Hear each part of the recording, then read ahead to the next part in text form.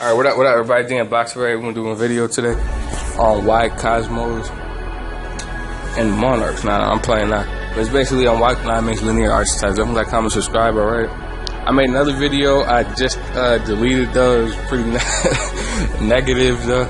I didn't like it though. But alright. Yeah, I like to rehearse and stuff while doing this. But anyways, so this is why Konami makes Linear Archtypes. As you know, Konami has a lot of issues though with doing things though. You guys, I know definitely because I said that, you're gonna want me to explain it though. But we just gonna go through this real quick though. The game is real complicated to understand. You know, as other card games, the real long explanations and the rule books and all that is not appealing to players. Plus, a hell of effects and things can go on the same time. Also, the chain link thing of knowing which one activates first. Also, you cannot start a chain basically after one has fully resolved yet as well. So a noob, for example, might not understand why you can't go and put Telly on the field, where when you try to go and activate, let's say, a pendulum card effect, let's say, and then just pop that pendulum before he does an effect, and many other. But that's all real complicated. The noob won't even know about that. About Telly being a good side deck card and all this other stuff. Plus, he gotta go spend a big amount of wallets from his deck from the secondary market, which is, can have all over the place, like car prices all over the place. The value. Besides that factor right there, one of the major things though that's hard for noobs though is the fact that Konami doesn't really. It was like the only card game I see though that it seems like we're.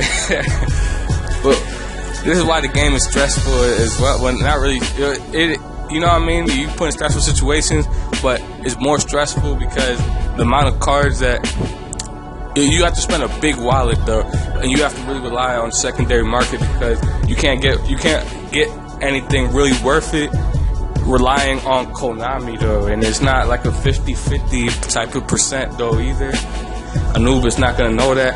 Most of a grand majority, I say like since 2012 till now though, of the cards you can go and get from from the store, that's a starter pack, did not last probably 2 months. It lasts though, you know what I mean? And that's it though. And even if it did, it wasn't at all comparable to any other stuff though. So, and then plus the booster packs that you can get from Walmart, then for example the packs you can buy online though, sealed, it has this X amount of cards, costs $100, and even that not really getting you the deck that you want though. That for example, you can't assure yourself I'm gonna get a solid from that, something I really need for my deck though. I can go and get this. You know how much the cards you gotta go through, and for example, like to get a solemn warning, relying on Konami, you have to go buy Bosch, get a whole ton of useless cards, or a Twin Twister that can be, more affordable, and you gotta get cards from all different types of sets just to go and make do that. And the secondary market, the price can be, you're gonna be paying $50 for a card. Next week it goes to, because some new mixture of cards put together though, makes that cheap, makes that expensive though, or more expensive, or more price though. Then that gets hit somehow, or it might not get hit. We're not exactly sure though. And yeah, because usually when stuff like that happens, it's new archetypes or something like that needs that, or. But anyways though, so. Even though the game, that we love or we like a lot though, is good on those type of, not those type of things. You know how fast the game is. We kind of like that. It is really extensive though. There's a lot of things though, and all those features that you can really use those to your advantage. Adding a whole bunch of spell cards or trap cards you could want. Because of the major transition that we got right now, and plus just from let's say back then till before all this new stuff came out, solemn warnings, the negations of summons, pendulum, Kozmo, monos, and all of that. I say so like last year, basically. Let's go back to that time right there. Like a noob having to, the only way I can win is having to look online for a long time for each specific card. That can at least make me win at least 50%, because I absolutely cannot rely on Konami to give me any type of boost though. No, and then plus all these difficult rulings though. How you're forced to only run like new cards though, or you basically you're gonna get like super wrecked though. Like an older deck cannot compete to the new cards that we got, like Solemns and all of that, Rafflesia, and yeah, that's pretty big right there. Like 2015 wasn't really like that, but anyways though, you couldn't really rely. You got to spend like a good amount of pocket just to make at least a decent deck, and you might as well, you can spend that much money on a rogue deck. You might as well spend 30 more just to get a non-rogue deck though. But it wasn't really that big of a thing as of now, and so now it's like more.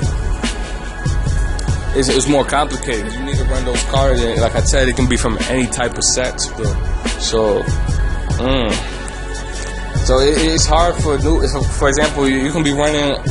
I'm sure you guys seen last year how new Light Swarm players or Shaddols or Necroz played though. Like one misplay, it definitely means a whole bunch, if not the whole game. Like now, like the luck base is a real thing though now, but besides that, besides it even thought of the game being more luck based, how complicated the game was back then. And you couldn't just jump in. All these different effects happened at once. You didn't know how to go and play. You didn't know how to go and bait your opponent properly though. You couldn't really you can't just set a spell card or a trap card just to scare your opponent back then, because you couldn't really know the value of it, and you couldn't have a strong deck that can help you guide you through that one mistake that doesn't cost you 30 minutes of playing time, and you know what I mean? You just lost absolutely because of that, and you're probably forced to wait 3 or 4 turns or 5 just for him to finish you off, and you can't really do crap about it now though, because instead of you trying to bait him out or something like that, or the constant back and forth, he automatically got like a real big advantage off of that. You forced to wait for the final finish though, and that can get really annoying though. This is why back then I honestly used to not attack people and think that, oh yeah, you can quit if you want to though. You know what I mean? Just because I understood those things though. A lot of people not willing to like if it's a noob, or if it's just some random pro though, he's constantly quitting, or he has that type of attitude. Things like more serious though. But I won't go and attack him or go do this and that. Like yeah though, but anyways though, like woo. And back then, 1 turn or 5 turns is not like 5 turns now though. There was a lot of things going on. Effect. You was kind of like you doing rituals though to go and make strong, powerful moves that can last for multiple of turns. Now that kind of don't really exist though. Especially since traps, you can't really mix spells and traps like that now because of Twin Twister. So you gotta have mostly traps though to be able to rely on traps. The Twin Twister can just pop yours while you go and get in the spells and stuff like that. Basically, if you don't have something that can survive for 5 turns now, it's another thing. Like in your hand automatically, no type of ritual or something like that, because it can get negated by Solemn right on the spot. No one's using any other cards though.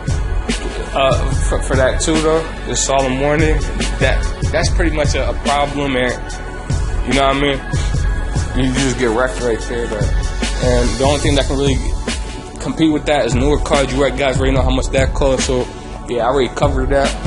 So that is why Konami and Linear Archtypes are actually good for Konami's success. But I'm not with making most of the archetypes linear though, or luck based. I don't like that though. That's why I like more complicated decks though. But with Pepe gone though, well, it's not really it's still playable now, but not compared to really before. I don't want to play Pepe and be forced, you know, to go to Rayflasia the first turn just because I absolutely have to.